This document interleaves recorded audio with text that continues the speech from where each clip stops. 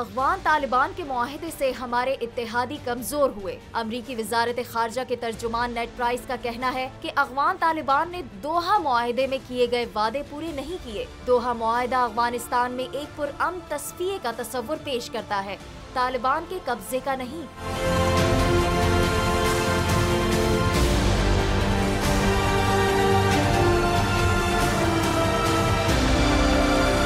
Washington में press briefing के दौरान नेड प्राइस का कहना था कि अमेरिका के साथ मुआहदे ने अफगान तालिबान को बाइख्तियार और अफगान हुकूमत में हमारे शराकतदारों को कमजोर किया। उन्होंने बताया, मुआहदे में अफगानिस्तान से अमरीकी फौजें वापस बुलाने की डेडलाइन रखी गई, लेकिन इसके लिए वाज़ेह हिकमत अमली नहीं बनाई गई। नेड प्राइस बोले, ईरान को कभी एटमी हथियार बनाने नहीं देंगे। इसके लिए अमरीका के पास बहुत सारे ऑप्शंस मौजूद हैं।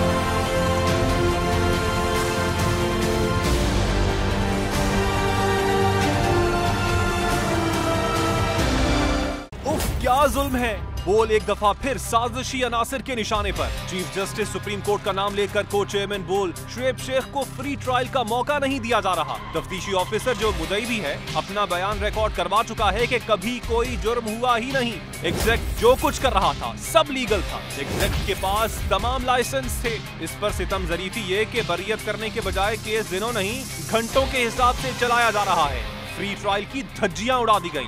आईन में मौजूद इनफरादी हुकूक को पामाल किया जा रहा है। मुतल्लिका जज के खिलाफ चीफ जस्टिस के पास दरखास्त दायर कर दी गई है। चीफ जस्टिस से एक्शन लेने की दरखास्त है। बोल के खिलाफ इंतकामी कार्रवाइयां जोरों पर हैं। बोल का अदलिया की इज्जत के लिए खड़े रहने का अज़्म। बोल का अदलिया को सलाम। सब्सक्राइब करें और बेल दबाएं ताकि कोई खबर रह न जाए।